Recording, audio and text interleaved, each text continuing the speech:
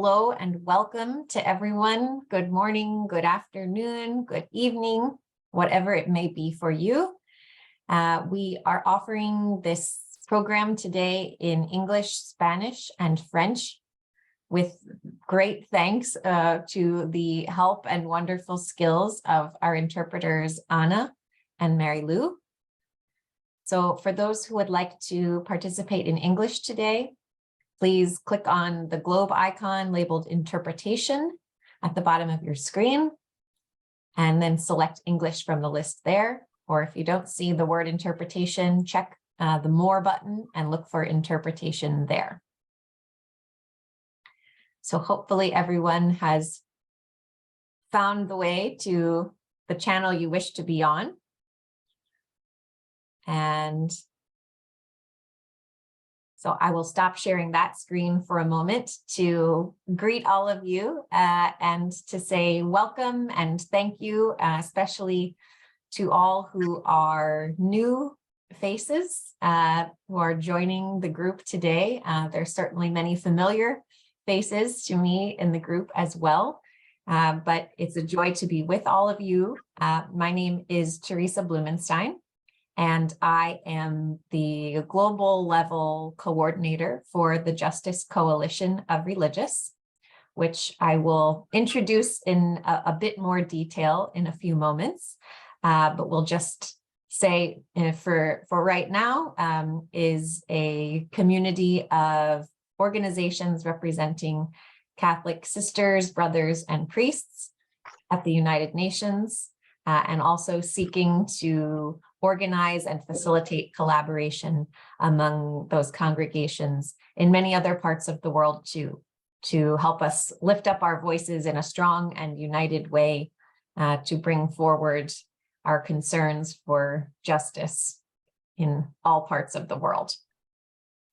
So we come together today to start what will be a journey of several months for those who are able to continue throughout the program. So it's an exciting and new beginning today. And with that in mind, we will kind of set out on our journey together today with a brief prayer for this new beginning.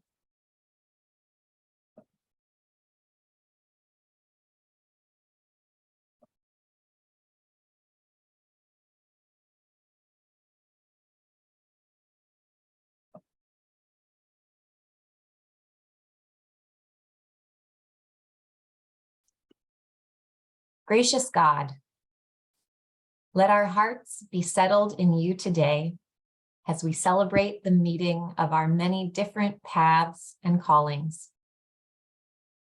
Let us rejoice in the opportunity to become better acquainted with new partners and friends from many corners of creation. Let us be awake to your presence within each of them. We are grateful for this new opportunity to serve you as the source and substance of our common mission and identity. We are humbled to be entrusted with the service and promotion of social, economic, and environmental justice in our local communities and in our global community. Guide us in our efforts to collaborate and change systems so that we may more effectively sow your generous light and love where they are needed most. Amen.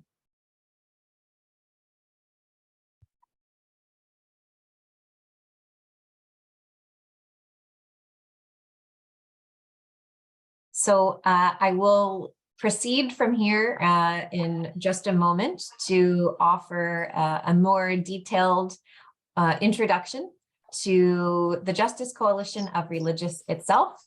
And then we'll also speak a bit about a very important framework that is in some way steering the work of the whole United Nations system at this time, which we know commonly as the Sustainable Development Goals. And then we'll also speak a bit about why and how religious are engaging with the UN system and with this framework of the Sustainable Development Goals. And we'll talk kind of through an overview of what this whole program that will take us from today through the end of July. We'll talk about what that whole program will look like and what other gatherings we will have, what will be asked of all the delegates in this program along the way. And somewhere in the middle of that, I will also be inviting each of you into a little bit of a reflection to connect your own work, your own ministry, your own congregation with this journey that we're starting together today. And following that reflection, we'll have some time to introduce ourselves in a personal way as well. So I will jump in now without further ado to say a bit more about the coalition that is bringing us together today.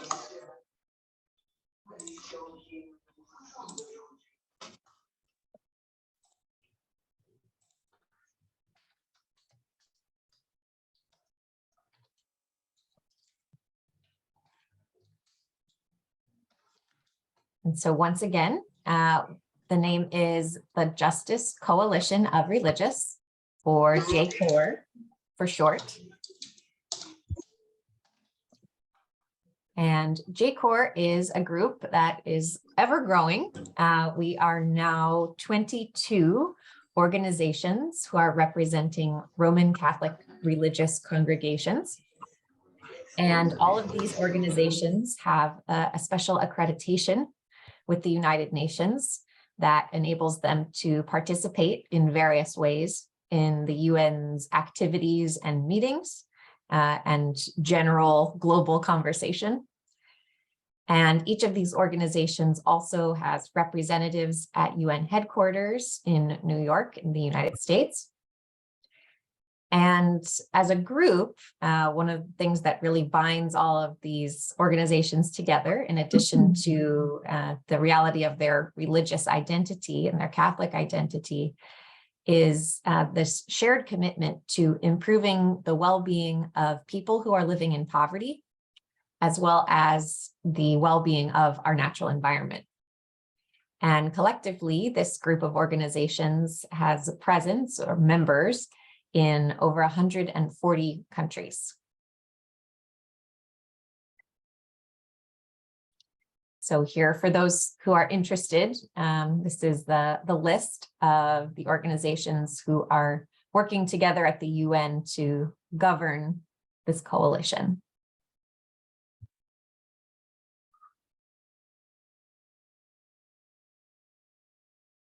And you'll see some of them there are clearly congregation names, and some of them are groupings of either charismatic families or coalitions in and of themselves that are actually representing, in some cases, dozens of congregations under one organization.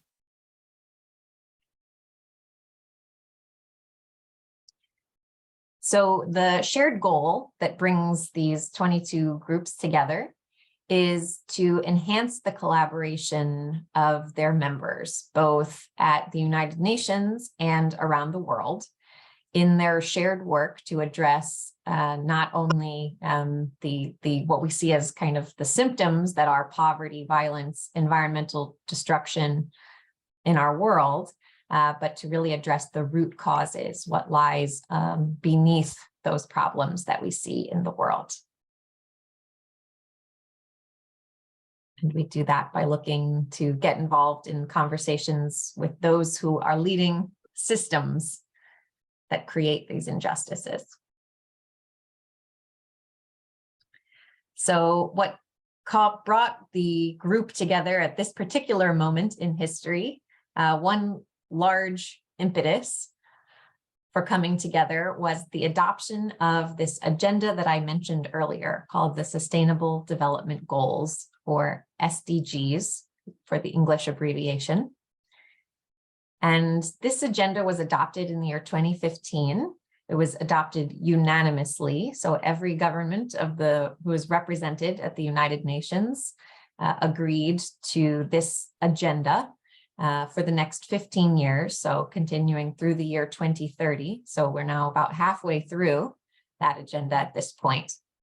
And this is essentially a 17-point plan to address what the whole global community came together to recognize as some of the key categories or areas of both human and environmental suffering that we're seeing in the world.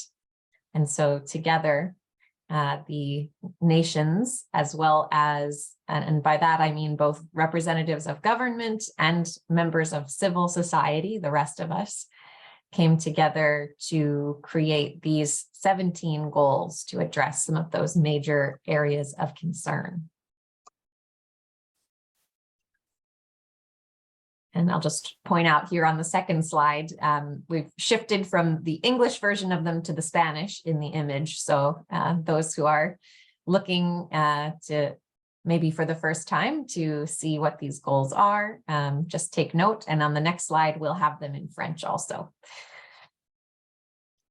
So we recognized in 2015, when these goals were adopted, that they had tremendous potential in terms of being able to address some of our biggest concerns and to bring relief, to bring justice to the communities that are served by religious congregations, which tend to be those who are in the most marginalized or excluded sectors of society and in some of the most remote and excluded parts of the world. But we also recognized that simply having these goals on paper was not a guarantee that their benefits would really reach everyone. It's all too often that agreements are made at the United Nations, and even when work is done to really make them real, to implement what's written on the paper, too often it only reaches a small segment of society, and those who were already the most left behind remain left behind. And so while there was great potential in these goals, religious who are present at the United Nations recognized that this was an important moment to mobilize, to become active in ensuring that everyone was included in the implementation, and that everyone, that those who are the poorest, the most left behind, would be prioritized in terms of bringing these goals to life. And so in order for that to happen, of course, the implementation of the goals couldn't be left purely to the work of government, that it would really have to be a shared endeavor, a shared project of all sectors of society, and that we would all need to be actively participating, not only in implementing them to make them real for people, but also to monitor our progress toward achieving them, not only in every country where they're meant to be realized, but also at the United Nations. That there would need to be many eyes watching whether progress was or was not being made, and many voices speaking about where progress was and was not being made. And we also recognized in this time of the adoption of these goals that with this great task of ensuring that this agenda really reaches those who are most vulnerable, those who have been most marginalized, that women and men religious really have an important role to play in both this implementation and this monitoring of this agenda, because they're just extremely well positioned based on the history of the presence of women and men religious at the margins of society, in the most remote areas, in the poorest areas, having long been a presence and sharing life in these communities. And so that put them in a very good position to be able to guide both local leaders and global leaders in realizing the full promise of this incredible integrated, complex agenda that we call the Sustainable Development Goals.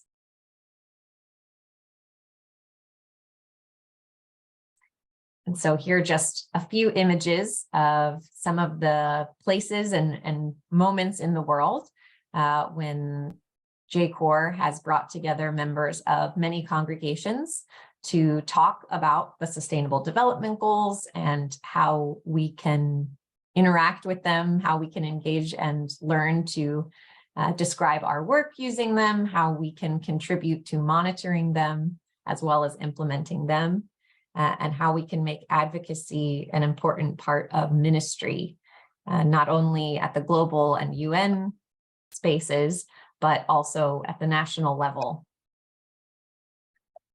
So just several places where we've gathered people together in Latin America, in India, and in Uganda, Zambia, and Zimbabwe thus far. So I'll just pause there for one moment to ask if anyone has any questions about anything that was said so far about what JCoR is or why we exist. And I should say, if anyone does have any questions, in addition to having your video on and just waving, you also have the option of using the raise hand button, which you can find kind of underneath the list of reactions, which is generally a smiley face button. You'll find raise hand there if you ever want to use that.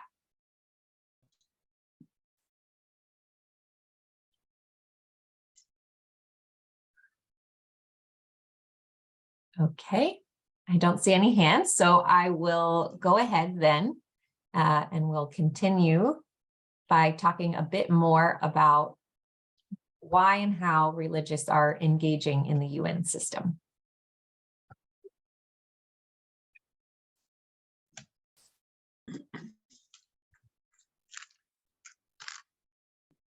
Okay, so we will start with the why.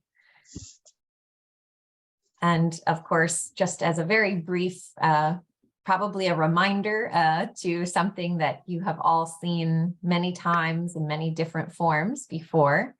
One of the strongest foundations for the work that we do in the world, especially when we're speaking of justice as Catholic religious organizations, comes from the foundation of Catholic social teaching.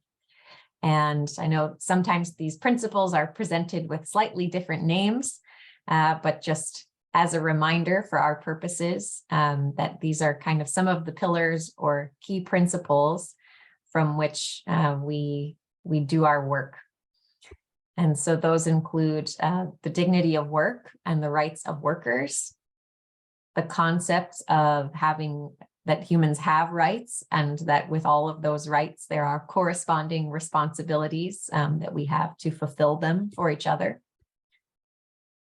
We have concern or special preferential option for the needs of the poor.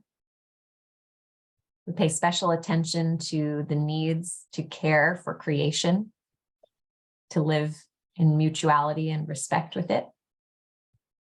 We recognize a strong call to community, sometimes in the form of family, sometimes in the form of created family, sometimes in the form of society or congregation, but that we're all called to community in some form, and that we're called to be active, responsible, loving participants that are contributing to that community with whatever gifts we have to offer.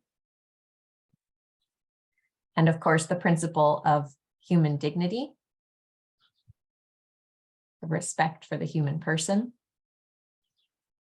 and solidarity, which is to say the idea that, in fact, what hurts one hurts all, and what's good for one is good for all, that essentially we succeed and we fail together, and that one can never really succeed alone or take advantage of another and benefit. We're all in it together, as some say.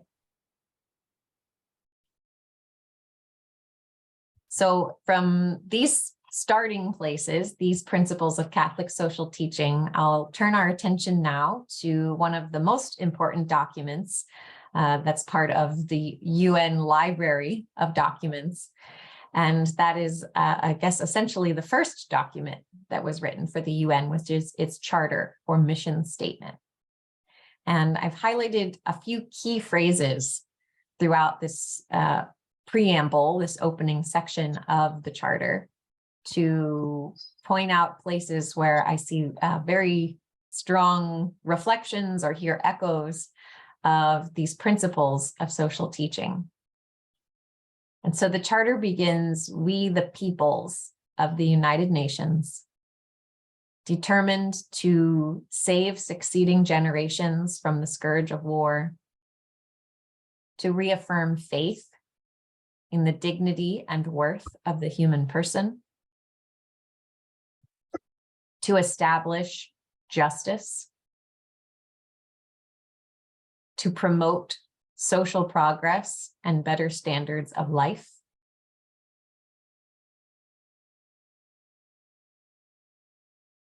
and for these ends, to live together in peace with one another as good neighbors, to maintain international peace, to ensure that we're in armed luck. force I just shall got not on. be used.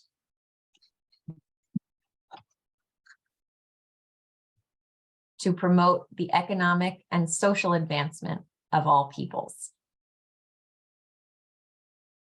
So here we hear many of those principles coming back to us in another form.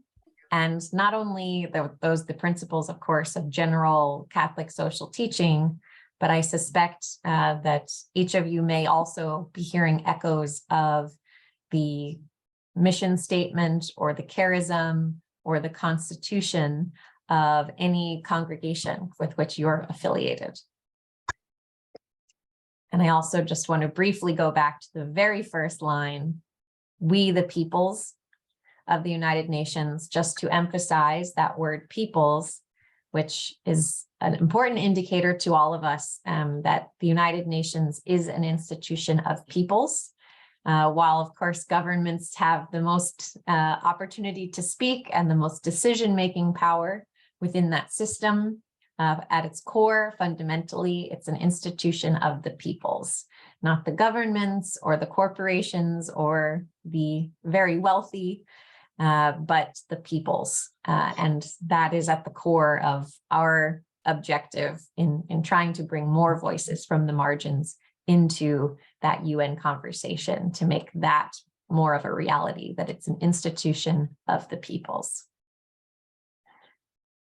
So continuing on, just to bring up other ways in which we see Catholic social teaching represented in kind of the heart and the framework of the United Nations system, we look at the human rights framework, which is one of the better known kind of set of documents and procedures through which the United Nations seeks to ensure that all people are enjoying their human rights, that they're being respected and that basic necessities are being fulfilled.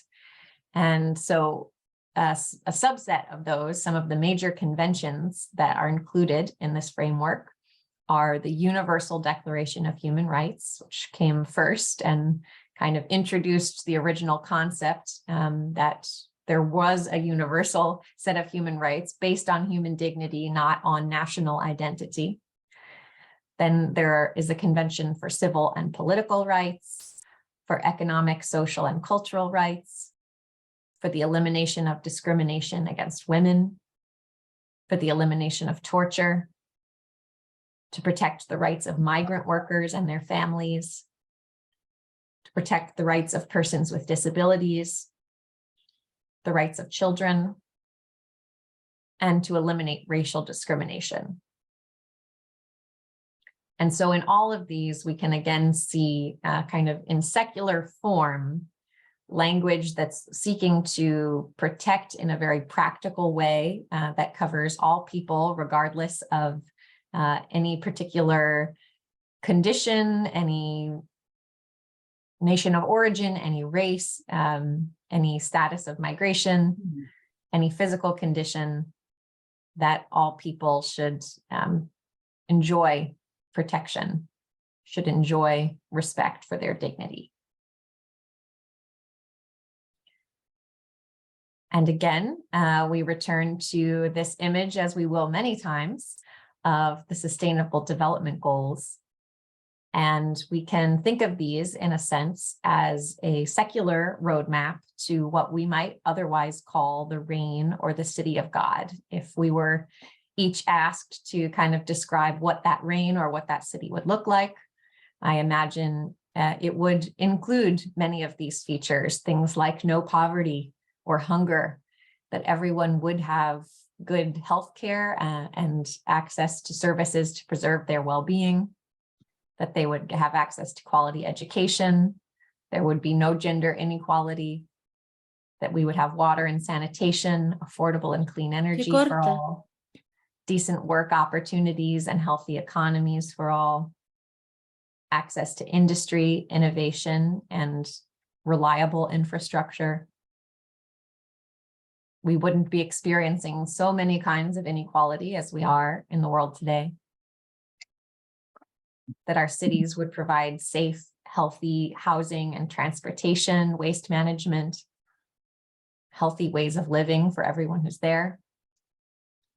And that we'd be caring more for the environment, living more responsibly within its limits through responsible consumption and production, by taking action against climate change, protecting biodiversity for life both in water and on land, and that we would have strong institutions in every society that would provide access to justice wherever an infraction or injury occurred, and that we could resolve any conflict quickly and systematically to preserve peace. And of course, we would see lots of partnership in this city of God in order to keep all of this possible.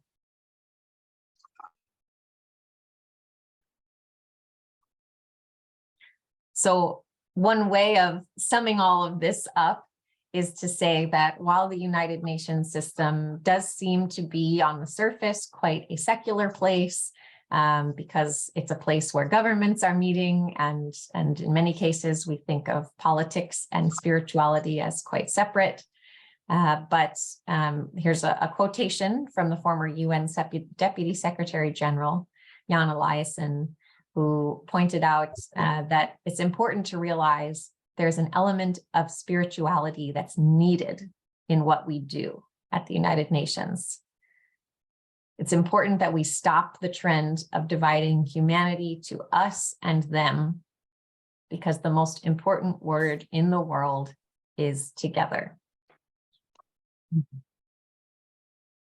And this idea is further reinforced in the words of Dr. Aza Karam, who was formerly a senior advisor of the UN Population Fund, and who now directs a group called Religions for Peace, who pointed out very eloquently that the United Nations is concerned with a huge range of issues, including human rights, population, food, agriculture, health, trade, children's concerns. And for each of these issues, religion often plays a powerful, complementary, moral, social, economic, and political role for disenfranchised communities, for those who are left out. And she recognizes that religious social service networks preceded the United Nations and governmental entities and reach more people and are more deeply entrenched than any other organization. So in a sense, she's recognizing here that religious organizations and social service networks were in place long before the UN, have been seeking to do what is considered the mission of the UN in many ways, in many parts of the world, long before the UN came into existence. And we hear further reinforcement even from our current Secretary General of the United Nations, Antonio Guterres, who actually put this statement into a foreword that he wrote for the Laudato Si reader. So there was a reading companion or guide for the Laudato Si encyclical, and the UN Secretary General wrote a foreword for that. So that right there, that connection shows you something of the relationship between political and spiritual. But he wrote in his foreword that the spiritual dimensions of the work of the United Nations tend to be overlooked and underappreciated. Yet the tenets that are set out in the Charter, peace, justice, equality, the dignity and worth of the human person, echo the teachings of the world's religious traditions and summon us all to reduce human suffering. As we reflect on Laudato Si in 2021, the state of our common home is broken. This is an epic policy test, but ultimately, but I can't open my page. A moral test. You can't open the page. Oh, you're on. I see Isabel's name. Yeah, I just got her off.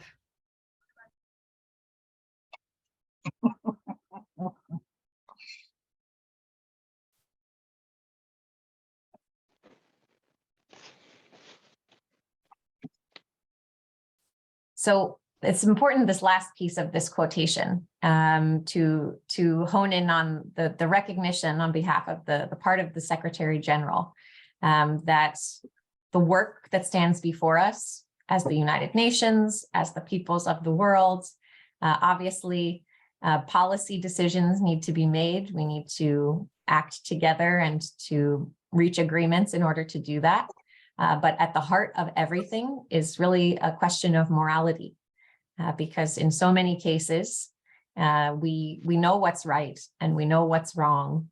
And what really stands before us is a question of our will to do the right thing.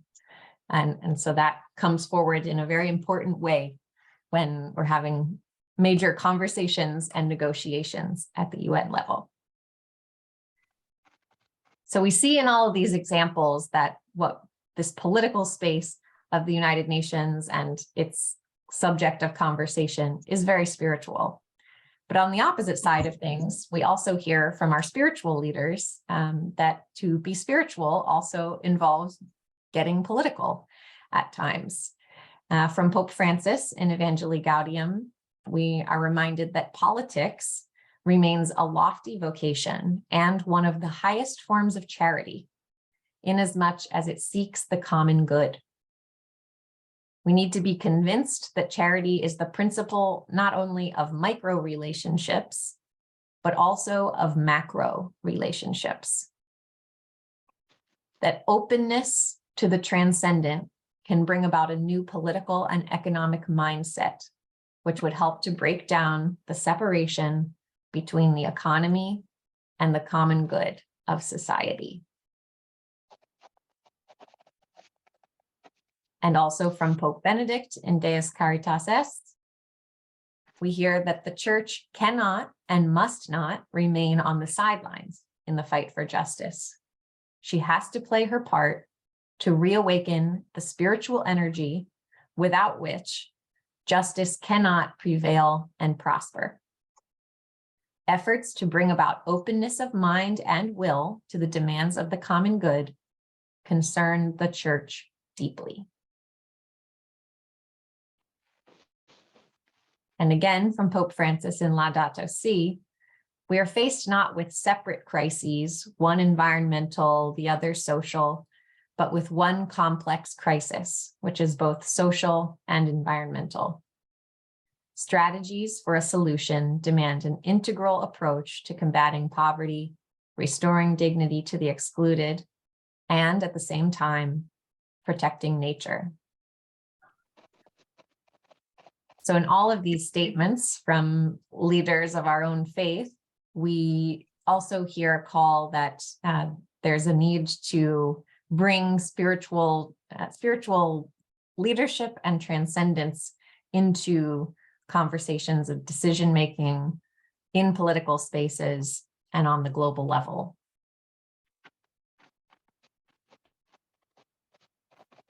So here is that moment for reflection. But actually, before we begin that, I want to pause once more and just ask again to check in with all of you. If there were any questions or brief comments that anyone wants to share with regard to that last bit about why religious are engaging with the UN system.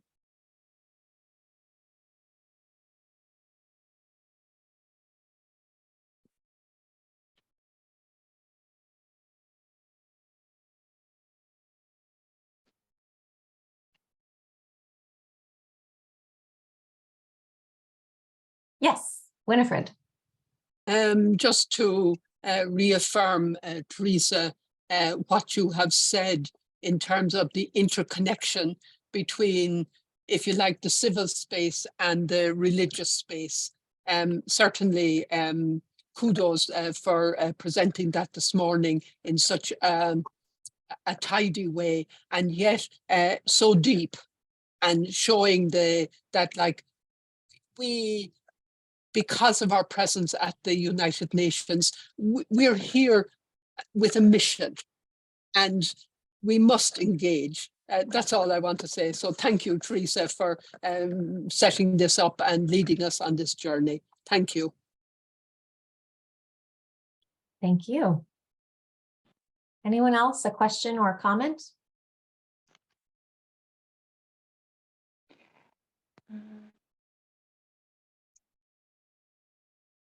Yes, Violetta.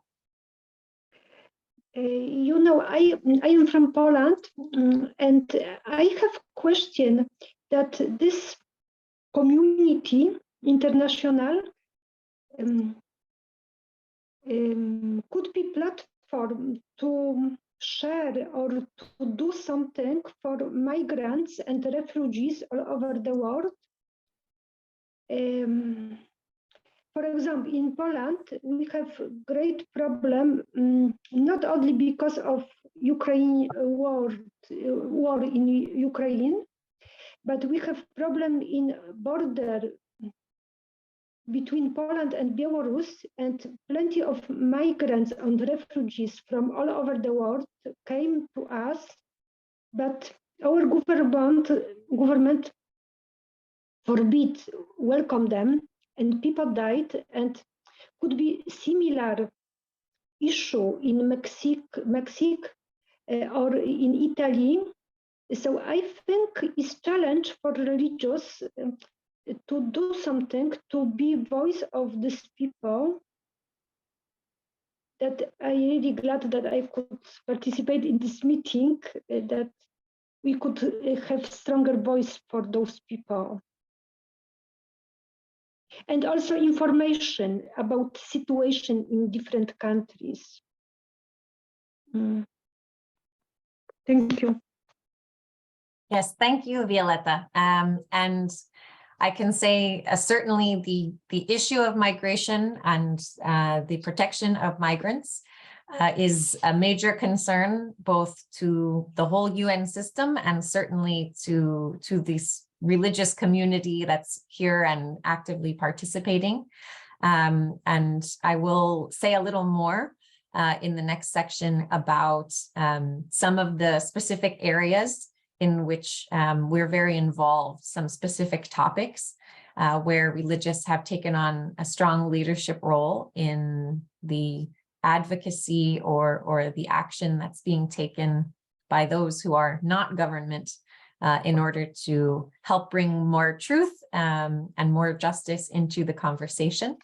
But to answer briefly, at least now, to say, you're absolutely correct. The reason that religious are present at the United Nations is one way of saying that is to be a platform to bring the concerns from Poland and all other corners of the world, whether the issue is migration or some other concern that affects human rights or the environment. We are at the United Nations to try to bring all of that information and those concerns together so that essentially when the leaders are sitting down to discuss potential solutions, we want them to have as much information and as much truth on the table as possible, so that we can encourage the strongest possible solutions that benefit especially those who tend to be forgotten when those decisions are being made, when those plans are being decided. And so that's absolutely our goal and why we're here. But I'll say more about not only migration, but some of the other key areas in which we work in just a moment. Thank you.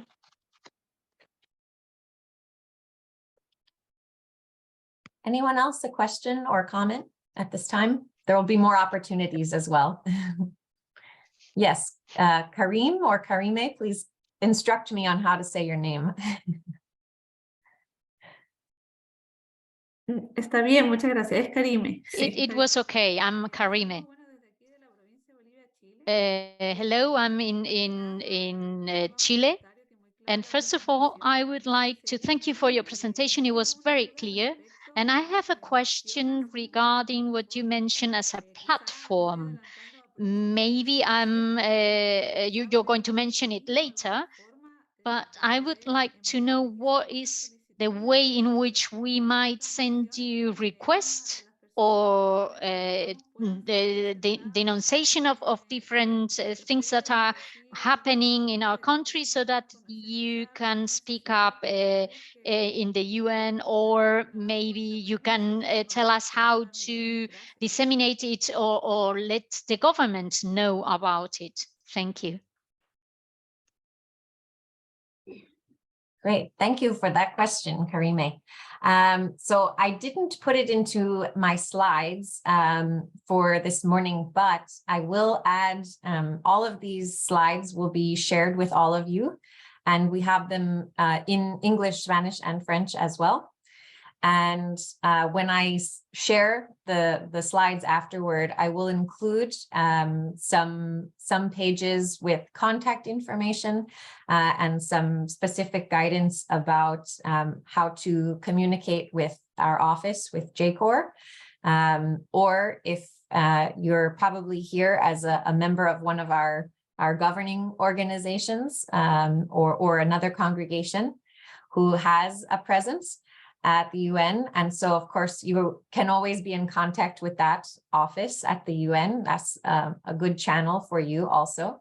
But JCoR offers an additional space for that kind of communication. And we have a newsletter that's always going out with more information, with invitations at various times in the year, when you might have an opportunity to contribute to, say, a statement that's being written, or to join a conference that's happening even online, or perhaps sometimes we collect even creative work and use that in raising awareness about issues. And we do all of that. In addition to email communication, we also are using Twitter and Facebook.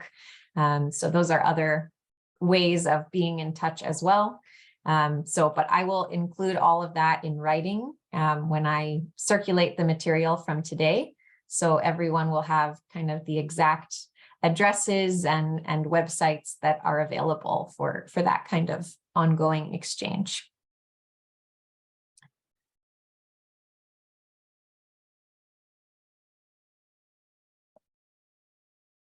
All right. I don't see another hand at this moment, so I will go ahead then to the reflection part that I mentioned earlier.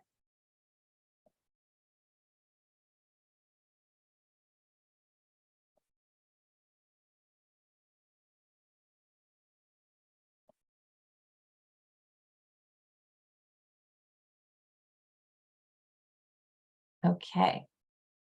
So in this moment, I'm just going to invite each of you to take about a minute or maybe two to take a look at these goals, these sustainable development goals, and to reflect on where you see your ministry somewhere within this agenda. Where do you see your ministry connecting or contributing to one of these goals, or maybe many of these goals? And if you like, you might also consider perhaps where you see your congregation's charism in this agenda. And again, I have this same image in all 3 languages that we're using today. So throughout this minute of quiet, I will kind of rotate through the 3 language versions so that each one can see in whichever language you prefer. And I'll invite you, as you decide which goals you feel most connected to, if you'd like, if you could just type into the chat box which goals you feel are most closely connected to your ministry or to the charism of your congregation. And then we can learn a little bit about each other in that way. So we'll just take a minute or 2 to look over this together, and then we'll come together again.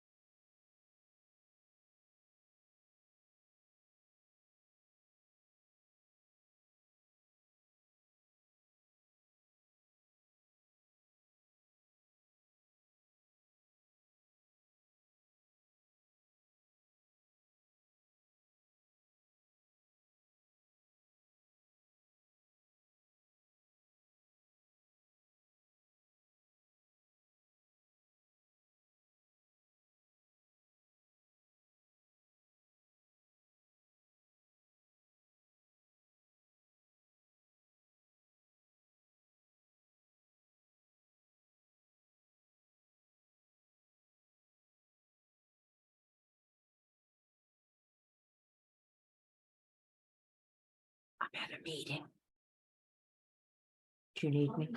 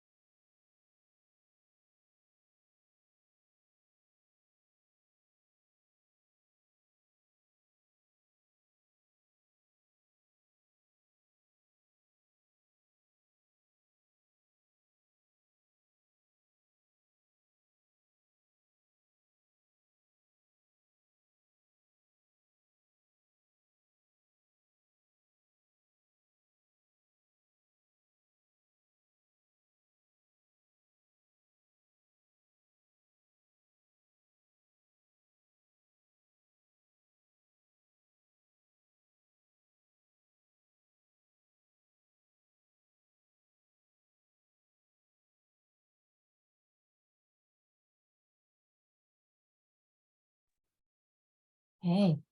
Thank you to everyone who is sharing some of your reflections in the chat box now. We've certainly are covering a lot of the goals with our different areas of concern.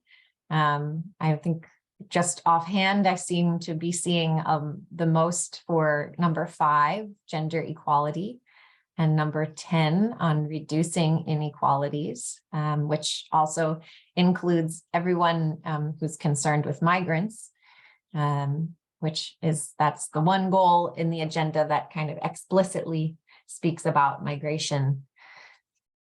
Though, of course, migrants are affected by all of these.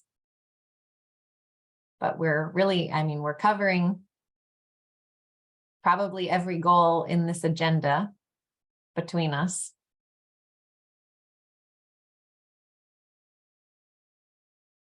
Thank you all for that sharing. And from there, we'll actually go out of the chat box and get a little bit more human.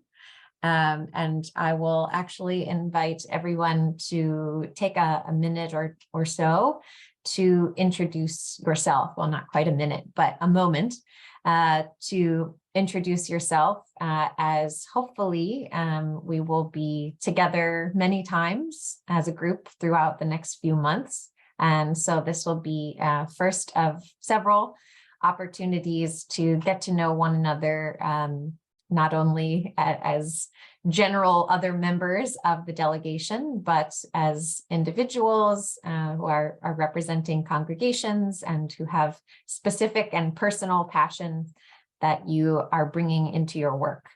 So with that, I'll just invite each person to introduce yourself by name, the congregation that you're a member of or affiliated with in some way.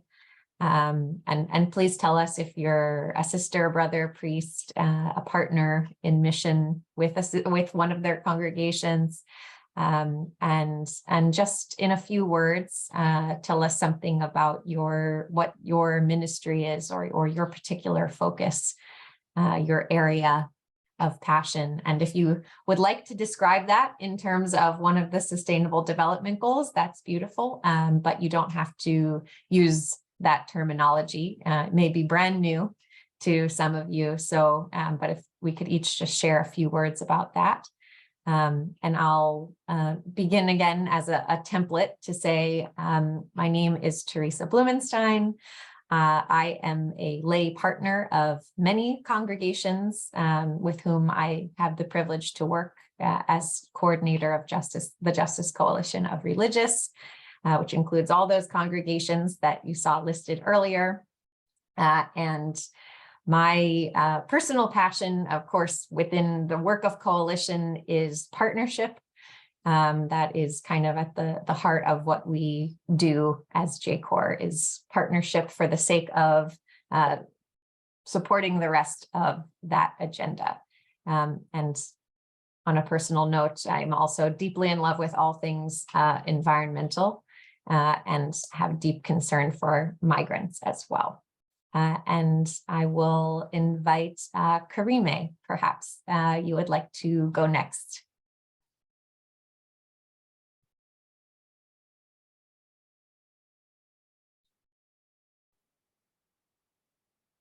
Hola. Hello.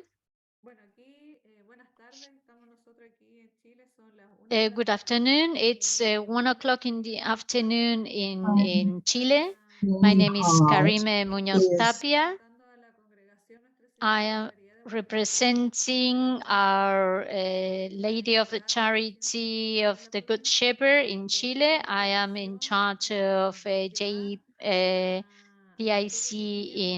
in Chile, and our main goal is to bring all together sisters, brothers, and the lay in activities that are similar to this one. We try to organize formation activities, and we try to connect all the different missions and ministries that we have. Thank you.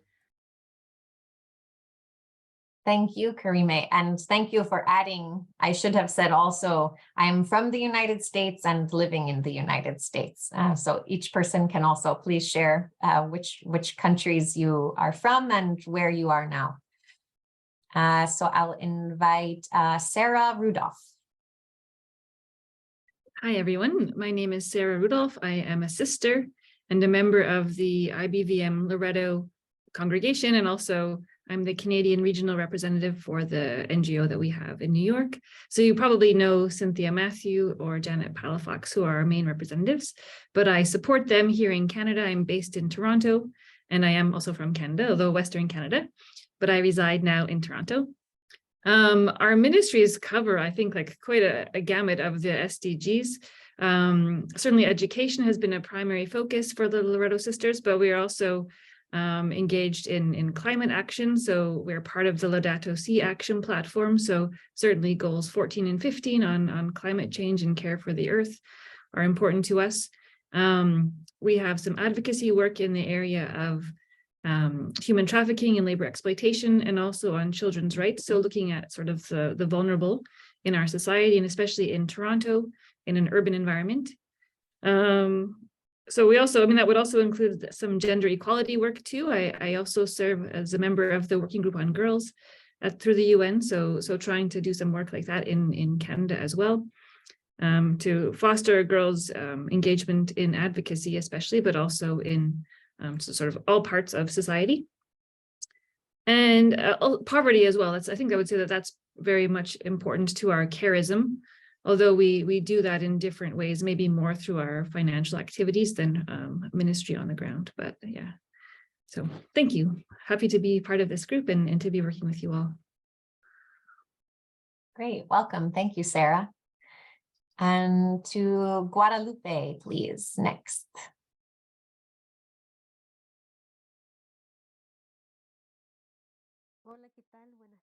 Hello, good afternoon. My name is Guadalupe Lisenberth. I'm from Chile, from the Bolivia province. I am at La Sirena in Chile. And my greatest passion, well, I'm a religious woman, and I am a member of the council. I'm serving the province, the provincial council at the moment, and I'm in charge of the mission. And I am also working at the development of the mission and the charism. And my passion is working with women and their vulnerability in every sense of the word. Their lack of rights as human beings and as women. That's my passion. And in our province, we've been carrying out a great work with migrants and fighting against human trafficking, especially female trafficking, and against gender violence. And I'm very happy to be here and happy to see that there are many more people involved in this fight. Thank you very much. Thank you and welcome, Guadalupe. And next, I'd like to invite Alejandra Vivanco.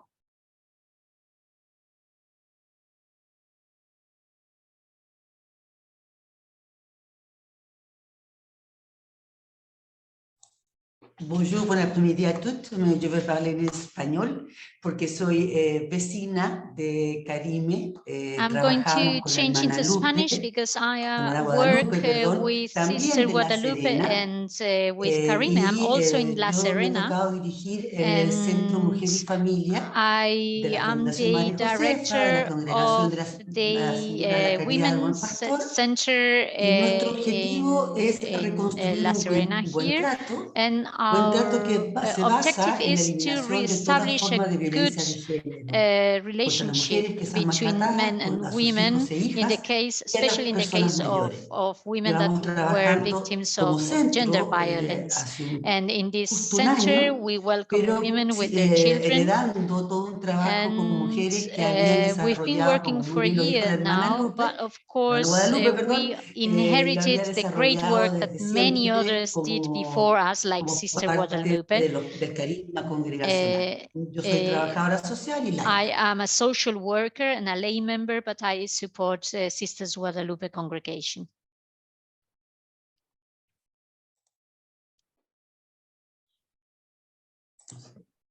Thank you very much, Alejandra.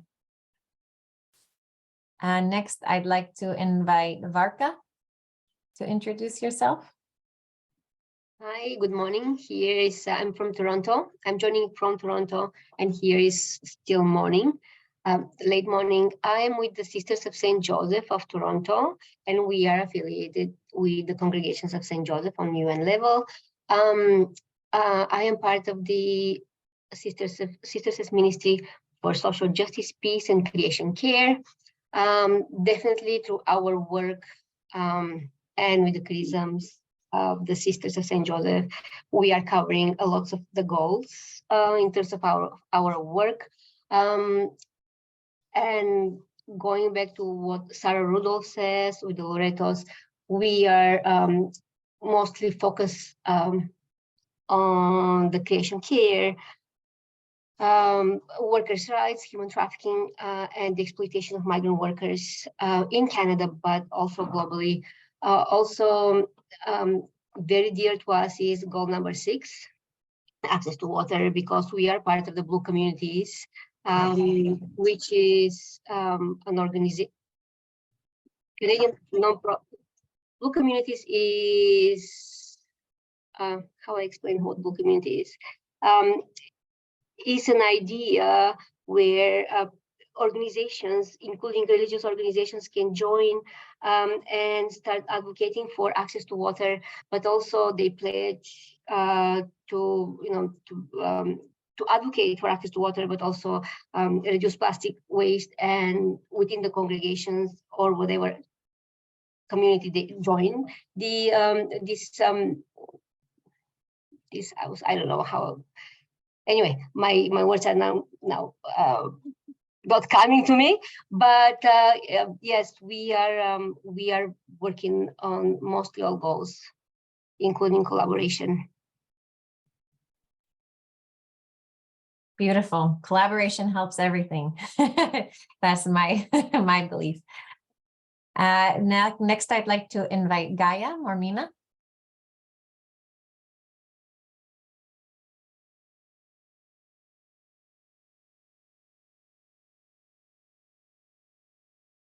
Gaia, are you? Oh, yes. There you are. Estás hablando conmigo, Gaia, no entendía. Buenas tardes a todos. Good afternoon, everyone. I'm sorry, but the sound is very bad. My name is Gaia. I'm a lay member of, I can't hear her. We work mainly with migrants.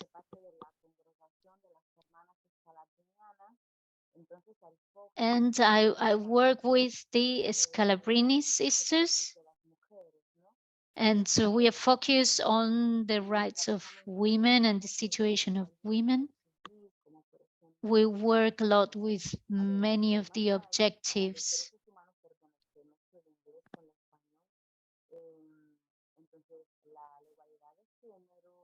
Like gender equality. We work in different countries, focusing on gender equality.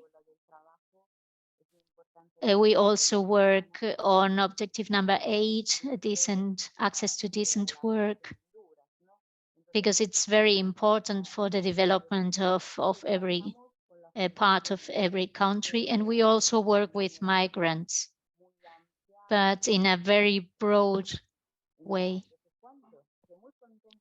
And I'm very, very happy to participate here.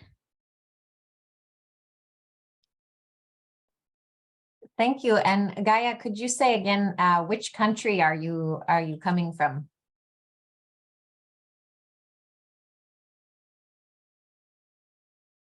Yo en este momento estoy en Roma. At the moment, I'm in Rome. Can you hear me now? At the moment, I'm in Rome, but the foundation for which I work is present in different countries. Very good. Thank you and welcome, Gaia. And let me see if we have anyone else who's not a UN representative. Oh, Violeta. Please go ahead, Violeta.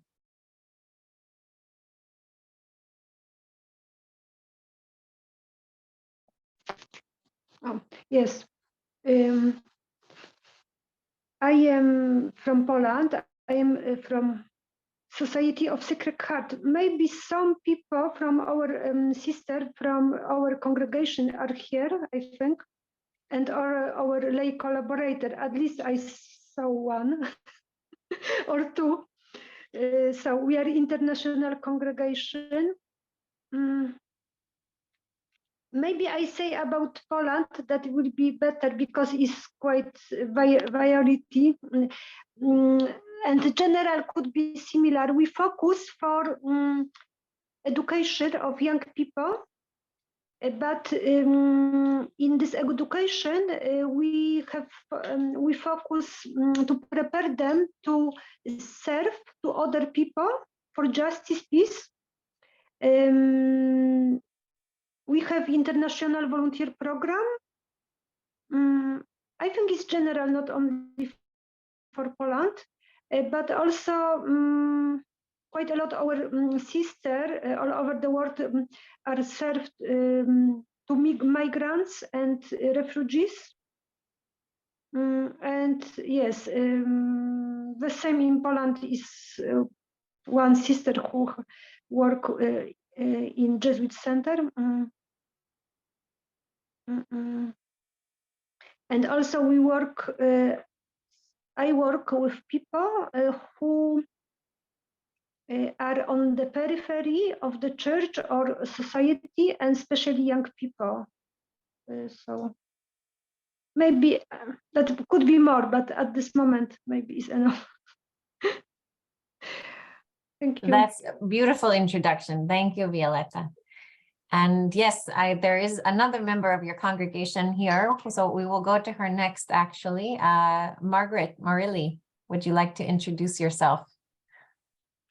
Thank you very much, Teresa. My name's Margaret Marilli, and I am a Kenyan.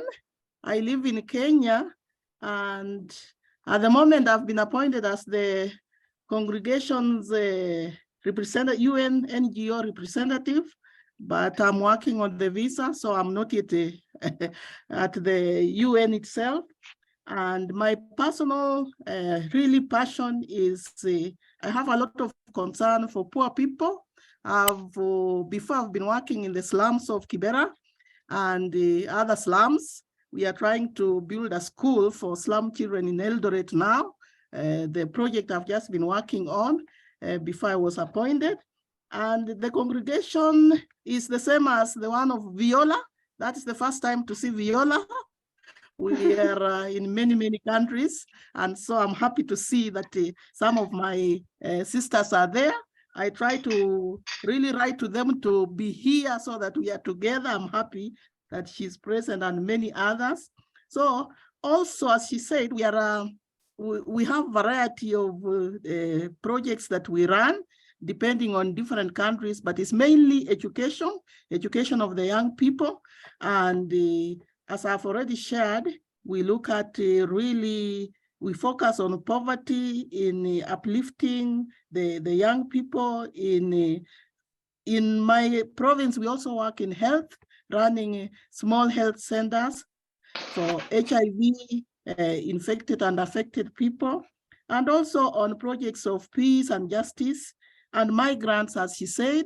I also already worked with the Jesuit refugee service at one of the largest refugee camp in northeastern Kenya. So I am full of these issues of SDGs, and I hope to learn more when I come to the other side. Thank you. Excellent. And we're eager to meet you here, Margaret. Thank you.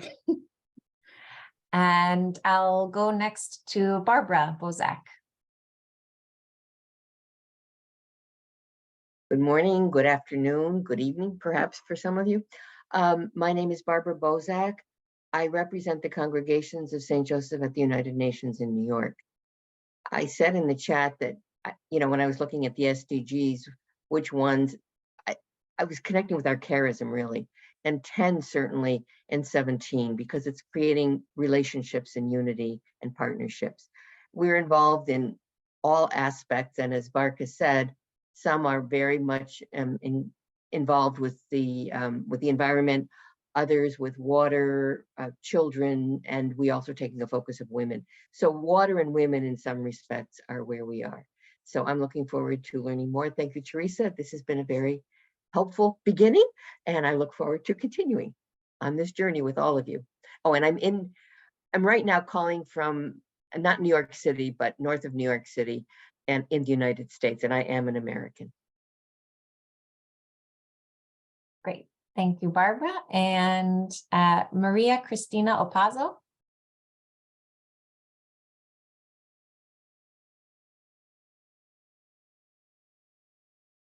Would you like to introduce yourself, Maria Cristina, if you're there?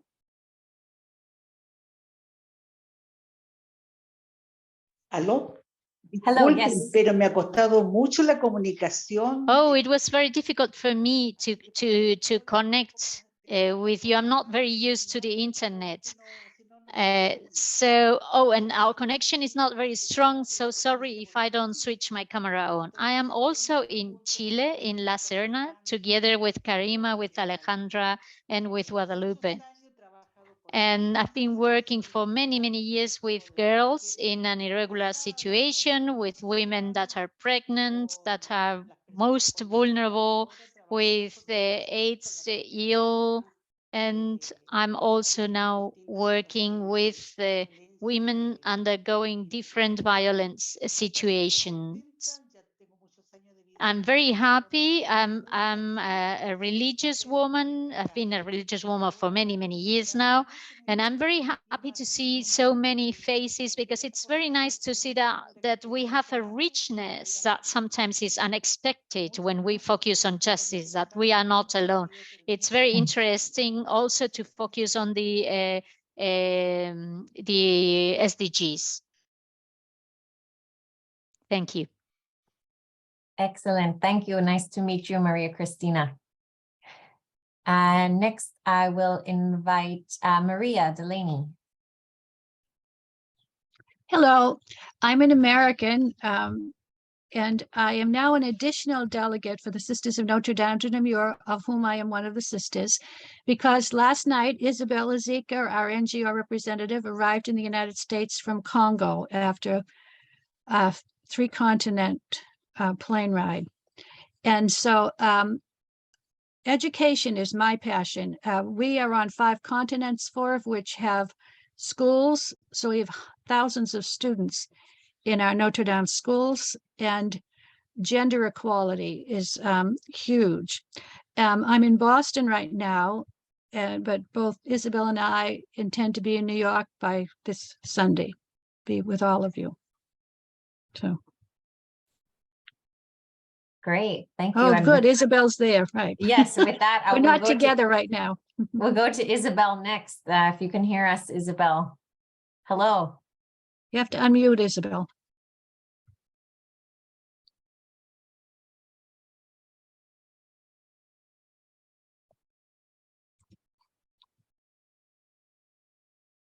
There you go. Bonjour à tout le monde. Good morning, everybody. I thank you, first of all, for welcoming me. I am Sister Isabel Ezekiel, originally from the Democratic Republic of Congo. I am the representative of the Congregation of our Sisters of Our Lady at the United Nations. I arrived last night.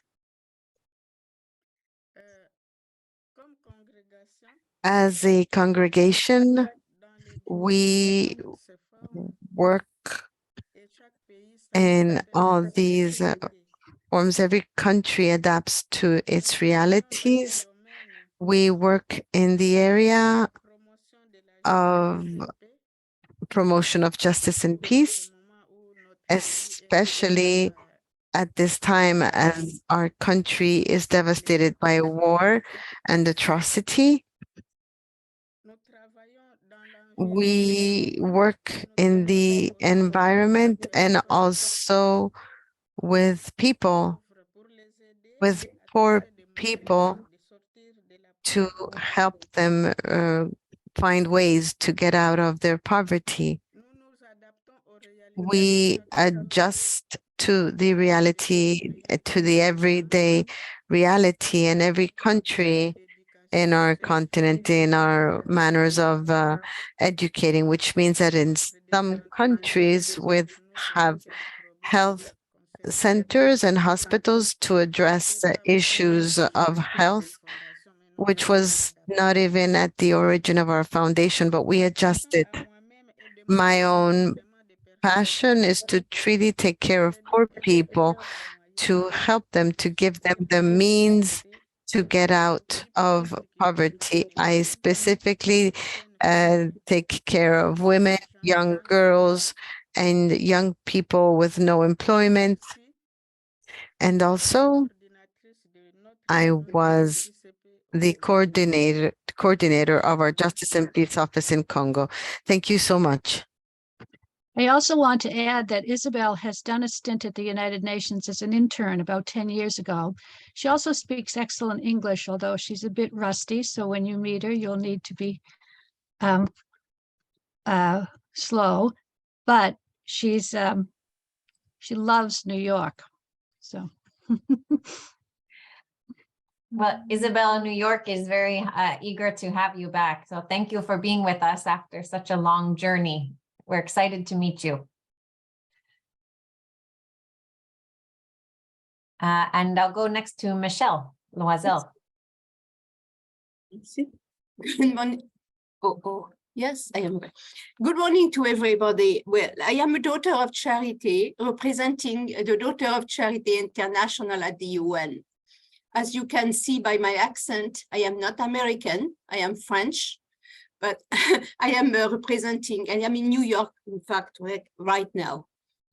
And as you know, maybe you know, the Daughter of Charity is very focused on no poverty. This is the #1 in our Sustainable Development Goals. But since I am at the UN more than ever, I figured it out, is so much connection between and among the 17 goals. So, you know, we cannot just talk about one goal without having all these goals, you know, together, you know, one call the other. And we see that, you know, we have always to work on something in order, you know, to be accurate. If we want to work on the Sustainable Development Goals, everyone, you know, is calling the other. So yes, this is my my mission right now. Thank you, Michelle. And we'll go next to Paul Ramat. Yeah, good morning, everyone. I am Paul Rahmat, the Society of the Divine Word or Divine Word Missionary or SVD. I'm a Catholic priest. I'm from Indonesia, and now I'm work at Vivat International in New York. My passion, but also my challenges in this work is what the Laudato Si, the Pope Francis said, how to listen and respond the cry of people and the cry of the earth. In our context, our work at the UN, I'm trying to bring this concerns, challenges, and also the passion through 3 UN mechanisms. One is through Commission for Social Development, high-level political forum, especially the SDGs, and Conference of Parties or COPs. And doing that, we try to work together with first of all with our members at the grassroots communities in the countries, and also with the religious groups, organizations, and civil society organizations at the UN. Thank you. Thank you, Paul. And we'll go next to Winifred Doherty. Thank you very much, Teresa. I'm Winifred Doherty. I'm not American, I am Irish, but I do live in Manhattan in New York, and I represent the congregation of Our Lady of Charity of the Good Shepherd at the United Nations. And I've been here for a long time. And the focus, as my colleagues, 4 from Chile, I am so happy to see you, have said, it's all around women and women's issues and how women are impacted by each of the 17 goals when the 17 goals are not implemented. So whether that be poverty or human trafficking or domestic violence or migration or child mining or violence, whatever it is, the woman and the girl child is at the center for us. And then I think the Sustainable Development Goals was a marvelous global framework because it enables us to find our center and to radiate out into the other goals from our center, from our charism. And so thank you, Teresa, for facilitating all this, and JCoR members. I'm so happy to be here.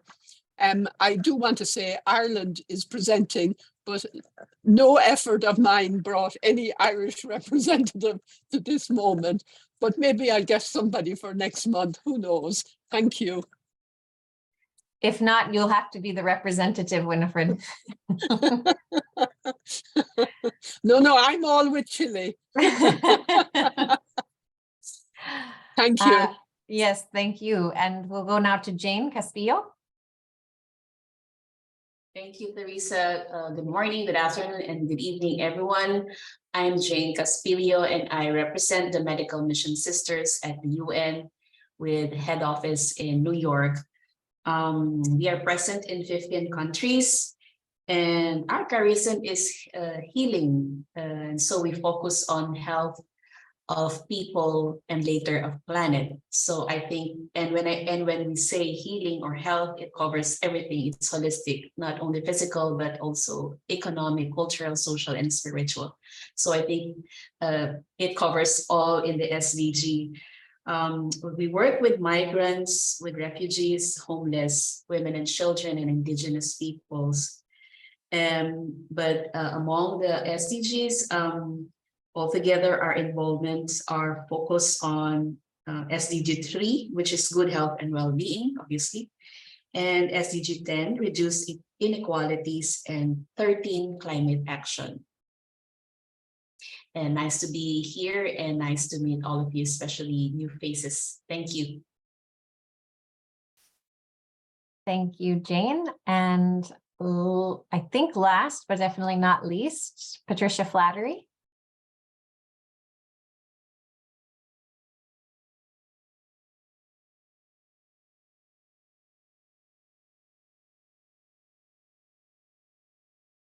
Your microphone is muted, Patricia.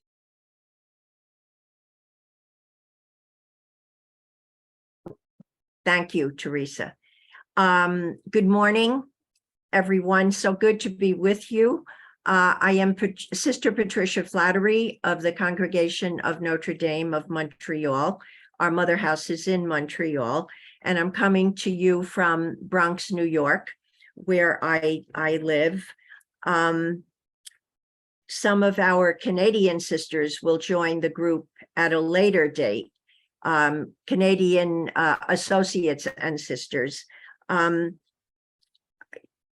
particular passion is number 4, quality education.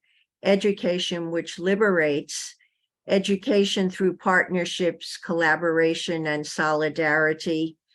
And we are also members of Unanima International. So further refined through passionate action for women with children, especially girl children who are homeless, and all of the many faces of homelessness for that particular part of the population. I'm really inspired by listening to each of you this morning. This is an amazing company. And I look forward to working with you. So thank you very much. Thank you all. And yes, exactly as Patricia just said, it's always kind of, I'm amazed with gratitude to get to meet new members of this community all the time. I know I'm surrounded by people who have a lot to teach and much to share. And I'm excited that we'll have some opportunity to do exactly that together in our next whole series of gatherings. And hopefully we will be joined by additional delegates from more of the countries that are reporting to the SDG Review Forum this year, known as the High Level Political Forum. So hopefully we'll have even more teachers among us in the sessions to come. For now, I'm going to jump back into a little bit of input, and hopefully, hopefully you're feeling at least a little bit rested, having had some chance to share. I do apologize for the amount of speaking that I'm personally doing today, but hopefully as we progress through our sessions together, there will be less of me speaking and more of you speaking, which is better for everyone. So going back to our previous conversation, we just spoke a bit about why religious engage with the UN system. And I think that was beautifully illustrated, not only with the quotations that we discussed, but also in your sharing of exactly how each of you is already working in some way on, in most cases, several of the Sustainable Development Goals. And as several people mentioned, because all of those goals are connected, in truth, if we look very, very closely at the Sustainable Development Goals, we'll find some way of recognizing that we're actually working on all of them in some way through whatever work we're doing. So it's great that we can start from a place of this sense of where we see ourselves kind of fitting into the mission of the United Nations. So now I'd just like to speak briefly about what are the ways that we can practically be involved. How is it that we can engage in that conversation? So just to give a little bit more background about religious works at the UN. In the UN system, religious congregations are recognized as NGOs, or non-governmental organizations. And there are about 30 of those NGOs that are accredited to the UN. But as many of those are groupings that represent many congregations, those 30 organizations are actually representing over 200 congregations. And what it means for us to have an accreditation with the UN is that we are able to participate in various UN proceedings in a variety of ways. That include some opportunities to make oral statements, sometimes from the floor during a UN meeting. We are able to submit statements in writing to many of the meetings and conferences that happen throughout the year at the UN. We're able to arrange meetings with diplomats or those who are representing the governments of various countries. We are able to participate in many of the UN conferences, sometimes in person in the room where meetings are happening, sometimes online. We are able to sponsor events, sometimes inside UN headquarters itself, sometimes in venues that are neighboring to that building.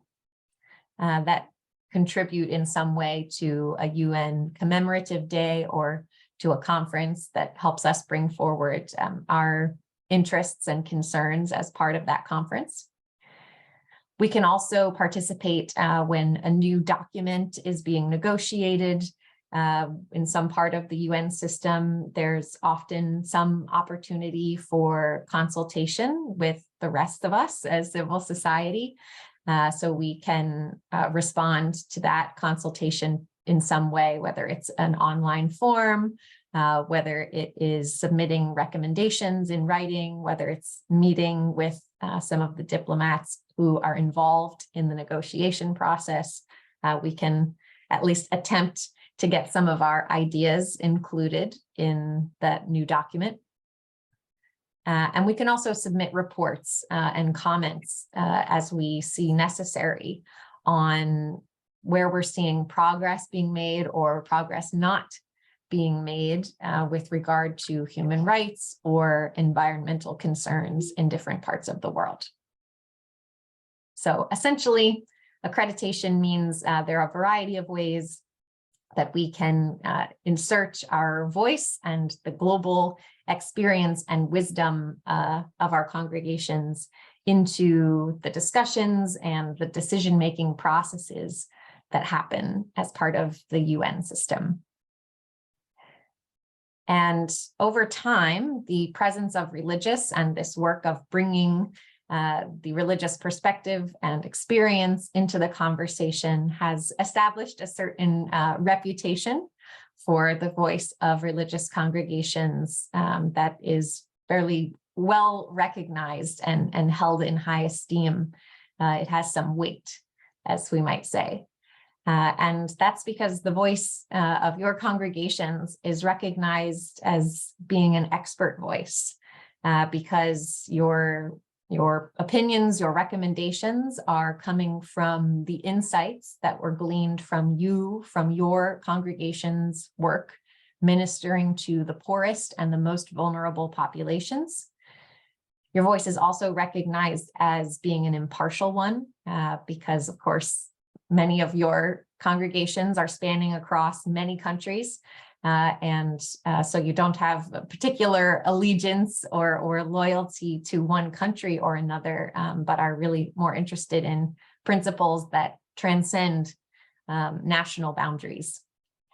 Your voice is also recognized as being a very credible one, because you are known to be practitioners of a lifestyle that aligns with exactly the values that you're promoting: the care for human dignity of all people, care for the natural environment.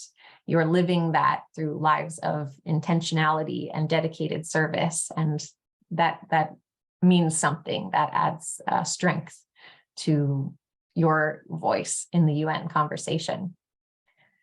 Religious voice also brings an important steadiness and stability to the UN process, alongside those from other areas of civil society. There's an important role for you to avoid kind of this process whereby if governments are left kind of to their own process, we'll see that maybe the UN itself will take one step forward and two steps backward every time a political party changes and the leadership of a given country changes hands to someone with different political views. We kind of would see the movement of the United Nations kind of just blowing with the political winds, as we say, and that makes it difficult to ensure that when we make progress, we hold on to it. And it makes it difficult to kind of keep the conversation and the overall process kind of focused and steady and on track. And so religious actors and other members of civil society have a very important role to play in kind of keeping that conversation on track based on your principles that you have been advocating on, which have been your foundation for decades, for centuries, for some of you. that you have that kind of constant foundation from which you're drawing your positions and your values, and it doesn't shift as quickly as politics do, and that's a really important factor to bring into the UN process. Brings great continuity and cohesion to the overall conversation, and protects us against losing ground every time political parties shift.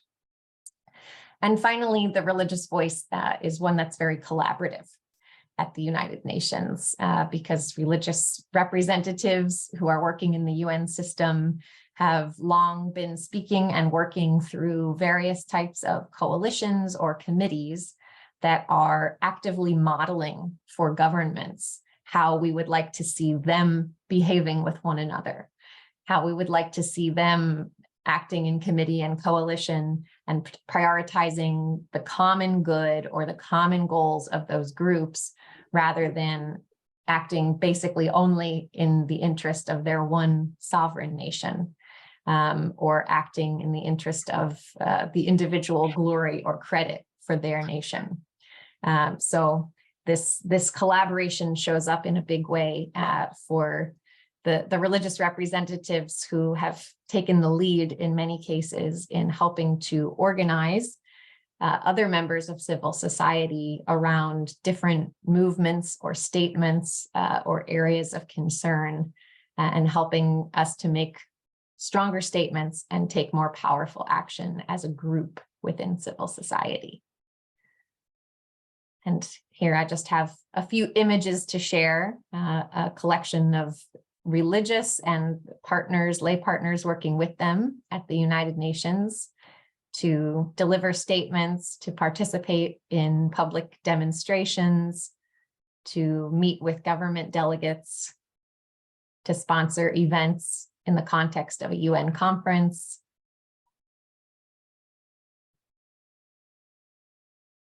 to create publications that highlight the specific testimonies of people who are experiencing injustice or poverty or violence in some form, to create spaces for them to speak to governments, to speak on a global stage, space to share their stories in writing, or to be part of a UN event as a member of a panel of speakers.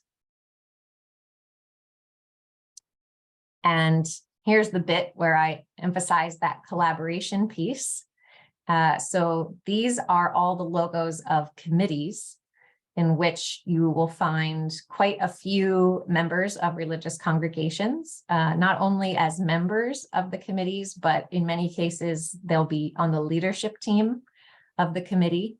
And these are kind of all the self-organizing units through which members of civil society, both religious and secular, come together to organize, to create statements, to organize events, to arrange meetings with delegates. We organize around specific issues of concern. And so these are some of the committees where we see the strongest presence of our religious representatives at the UN. And those are the committees on financing for development.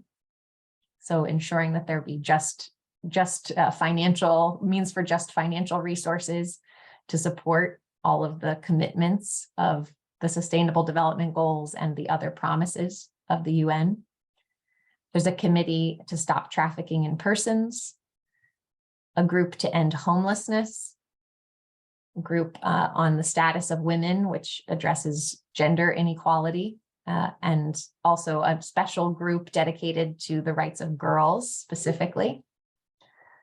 There's a group that focuses on mining, the effect of mining on both human rights and the environment, and especially how mining affects water and access to safe water. A committee on social development, which addresses many forms of social inequalities. A committee on the rights of Indigenous peoples. And the Committee on Migration.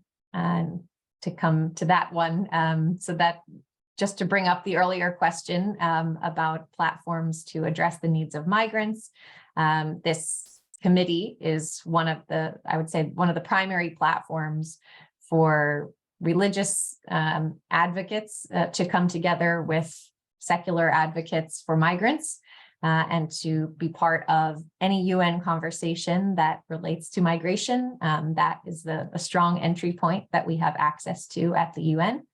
And so that may be a point of interest for many on this call.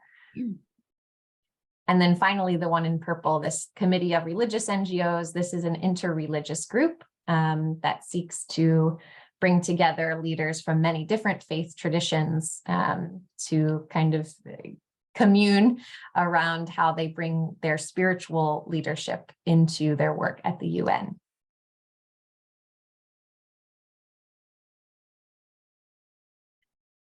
So now I'll transition a little bit to the specific piece within the whole wide world of who is involved in the UN and what happens there.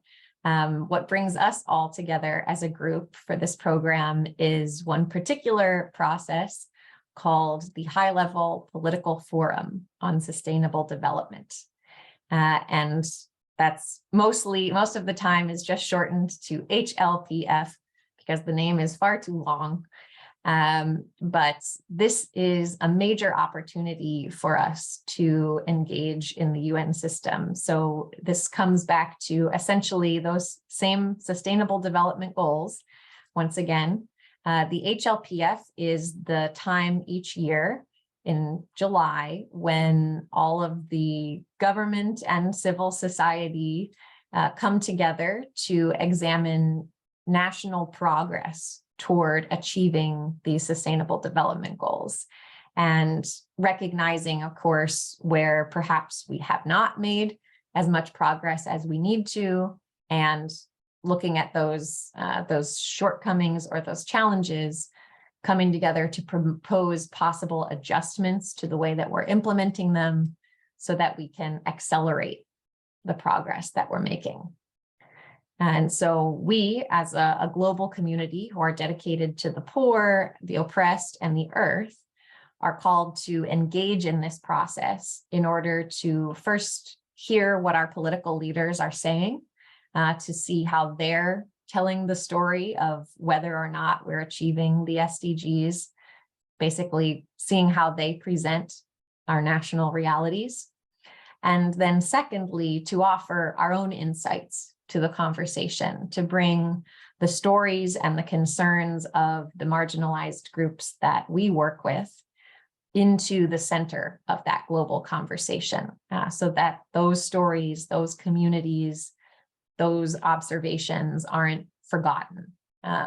Otherwise, well, as we'll see as our program progresses and you have the opportunity to study some of the ways in which your country has presented maybe a report on their progress in earlier years, you'll see that governments have a tendency to tell an extremely positive story about the reality in their own country. And while they may have many things to say that are positive and are true, they tend to leave out big pieces of the story. And that is kind of where we come in as members of civil society who have relationships with some of the more vulnerable communities in the country. We try to bring those stories and those populations back into the center of the narrative so that we can ensure that going forward, they're not forgotten and that their need for development is addressed.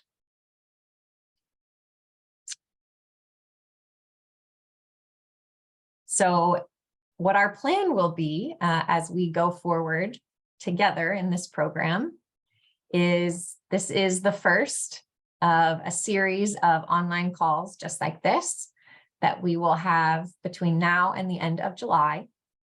And each of these will be providing some piece of orientation or facilitating research among ourselves to prepare for participation in this year's HLPF conference. And so that conference, if anyone doesn't have it on your calendar yet, is happening from the 10th to the 20th of July. And so leading up to that, of course, our first call today is the 30th of January. We will meet just like this again on February 27th at the same time. Then again in April, in May, and in the very beginning of July, just before the conference. And then we'll have one more call at the very end of July to kind of debrief and reflect on the overall experience and what you observed and what you learned and what you hope to do going forward when this whole experience has come to an end. And all of those calls are going to be held at the same time as the one that we had today. Then in that same mix, there will also be a few opportunities for you to focus a little bit more specifically on your own region of the world. And so the first one will be coming up very soon. We'll have arranged for you with other members of the delegation from within your own region. We'll invite you to get together the week of the 6th to the 10th of February, essentially for an informal conversation where you'll have the opportunity to introduce yourselves more and to get to know the other delegates from your region a little bit better than you already do. And so that will be coming up very soon, and I will write to all of you after today so that you can kind of decide on a day and time that works well for that group. Then in the month of March, you'll also have an opportunity to take part online in a regional forum for sustainable development that is facilitated and organized by the UN system. So as kind of a structural preparatory process for this global HLPF that happens in July, each global region has a regional forum for sustainable development in March, or in some cases late February, that prepares for the global forum. So there's typically a way to at least follow that process online. So I will share with you information about how you can follow that process and begin to hear from other countries in your region and hopefully from your government itself to get a sense of what they are reporting and what they are preparing to speak about at the global level. And then finally, in June, there will be another opportunity for regional calls. And at that point, you hopefully will have your country's report for the global forum for the HLPF in your hand. You'll see exactly what they are presenting to the global community during the conference. And so you'll get together with other members from your region to kind of share your reactions to that report and begin to perhaps even share some analysis about where there are things that are being said that are true, things that are maybe not true, and where maybe there are gaps or pieces of the story that are missing that you personally would add to the report if you had the opportunity. So I will follow up with each of you very soon to arrange the first opportunity for one of these regional calls in early February. And then we will go from there and have our next global call like this on February 27th. In between all of these opportunities to meet online, I will also be sending you informational material by email.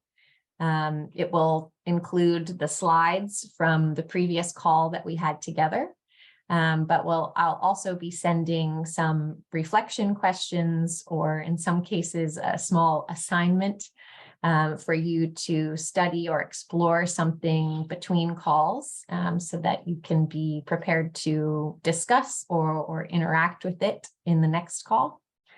And you are asked if you miss any of these calls. It's very understandable. There are many reasons why you might need to miss a few, but please do your best to attend as many as you can. And if you do miss any, we will have these recordings posted online. So we ask that you go back and view the recording if you do have to miss a call. Then finally, when we get to July, when we get to the HLPF itself, you will be asked to participate in at least one session of an event that we call the JCoR SDG Lab, or in Spanish, ODS, or in French, ODD. And these lab sessions are essentially interactive Zoom calls in which you will be called upon to share either a personal experience of yours from working on one of the thematic SDGs for this year. And we'll talk about which those select SDGs are in our next call together. We'll talk more specifically about the whole HLPF process next time. But you'll be invited to speak about how you work on one of those SDGs and to exchange ideas about how to accelerate progress toward achieving that SDG in the community that you serve in your country. Then also during that week and a half of the HLPF, you're also encouraged to try to watch when your national government is presenting their progress report on the SDGs. It's always very interesting to see how governments present the story of your country to the world. So we really encourage you to tune in, and that's something that's always available online. So we'll help you find that when the time comes. And you may also wish to attend one or many of the other panel discussions and events that are going to be happening during that week and a half. Many of which will be happening online or a combination of online and in person. And there will probably be some events hosted by your own government that may be interesting to you, or perhaps from other civil society organizations that you feel a connection to. Certainly there will be some from religious congregations. So we'll be sharing kind of all the details of that with you as the time for the forum gets closer. But just to give you an overall picture of what we're headed toward, that's what the process looks like. But the most immediate step is I'm going to be sharing with you a questionnaire that, if you can, you're asked to answer, well, ideally by tomorrow, though I think the form will stay open longer than that. But this form is an invitation that's open to all of us, to members of civil society, to participate with a group that's beyond this delegation to draft the official civil society statement that will be delivered in response to your government's progress report. So each of you, your government will be reporting during the forum in July, and there will be an opportunity for the community of civil society to reply to that report. And so you have the opportunity to be part of the little team that will write that reply. And that's something that's facilitated by a larger group beyond JCoR, but we really encourage you to connect with them and to become part of that little team for your country. It's a really unique and interesting opportunity for you to have a voice in a statement that will be included in a UN conference. And it's really specific to your country, so it will call on your personal experience and expertise you already have. So that's something that we really hope you'll consider doing. And I will share this link with you. I'll also put it in the chat box in just a moment. And then the next thing to do also will be, of course, to register for our next global call, again, February 27th.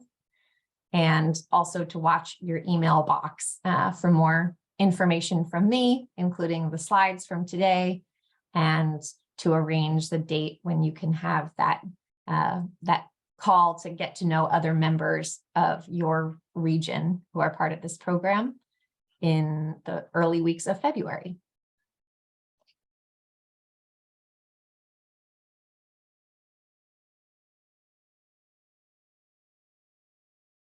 So with that, I'm going to put that link again. That's going in the chat box right now. So please open that right now if you can, just so you will have it.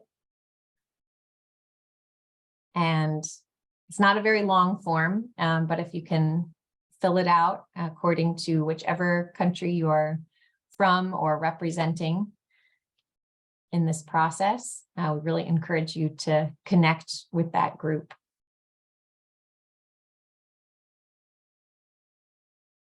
Does anyone have any questions about the process going forward from here, or what comes next?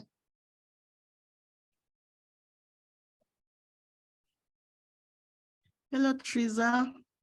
Yes, Margaret. Yes, I just want to get a bit of clarification on if my country is not presenting this year, do I need to join a group, or I leave those whose countries are presenting to join? So for the form the link that I just put in the chat box, so that is only for those who are coming from countries that will be reporting this year. So if your country isn't reporting this year, you can ignore that link in the chat box because there will only be statements from countries that are reporting this year. Thank you.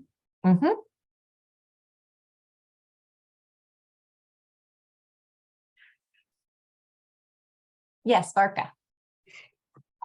Because Canada will be reporting this year, and maybe most likely we are thinking to do a shadow report to the government report. But you said that the report of the government will be governments will be available around June.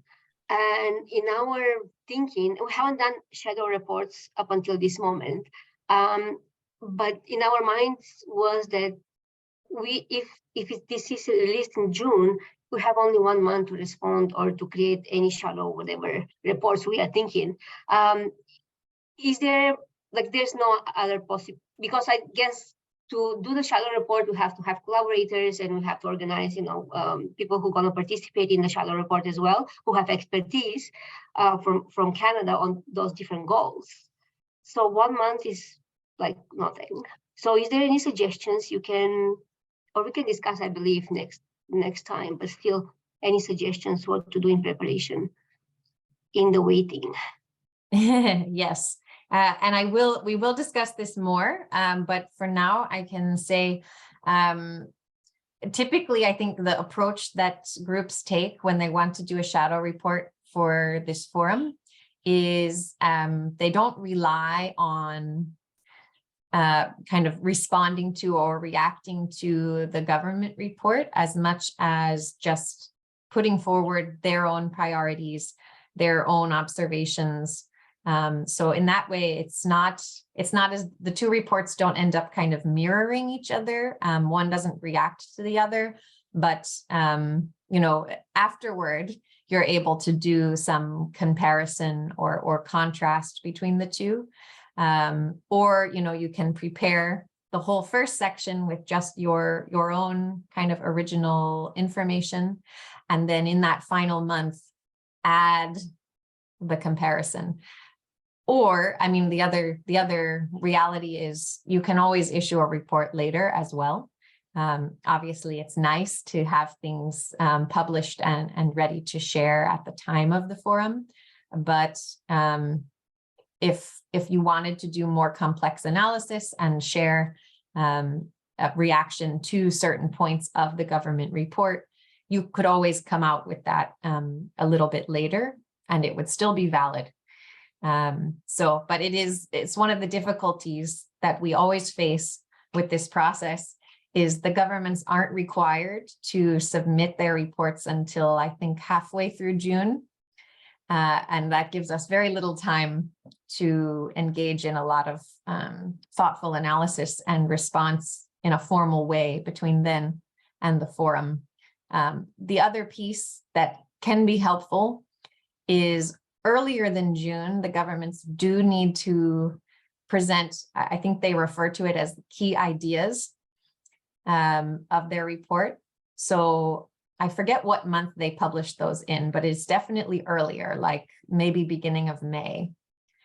They report, it's very short, usually half a page, that just lists kind of what their main themes basically of their report will be. And it doesn't give you a lot of detail to work with, but it will at least give you a sense of kind of what the key ideas they will be reporting are. So that can help somewhat if you want to get to work a little earlier. And I see Winifred's hand.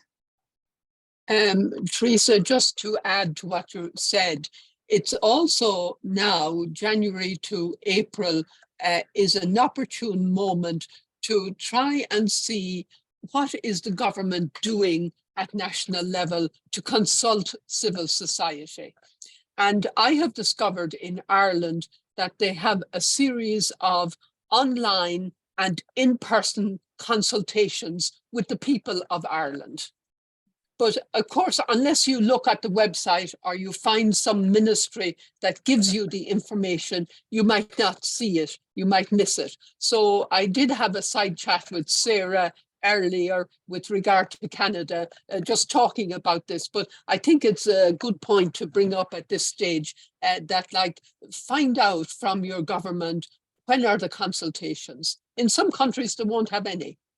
But I'm sure Ireland were part of the agenda and framing it and getting it passed. So they want to have a good card. So, you know, there's all that kind of, it doesn't say that they're doing the work on the ground and that people have homes and that migrants are welcomed, et cetera, et cetera. All the issues are there, but the technique is good.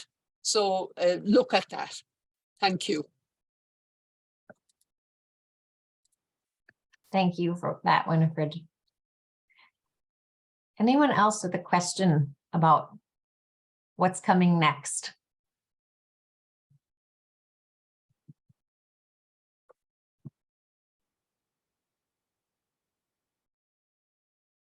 Okay. Well, with that, I promise I will be in communication with all of you very soon by email to offer all the resources from today and reinforce what the next steps will be. And hopefully we will be joined by many others next time we meet on February 27th. But in the meantime, look for my communication by email.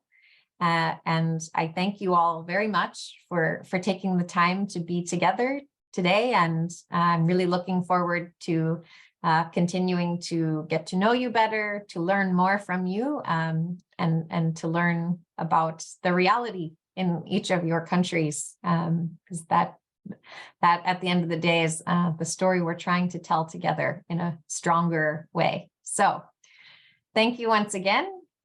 And I will be writing to you soon and seeing you a little after that. Thank you.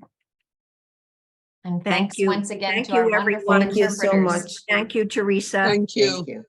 Thank you. Muchas So good to gracias. be with you. Thank you so much, Teresa. Thank you. Gracias.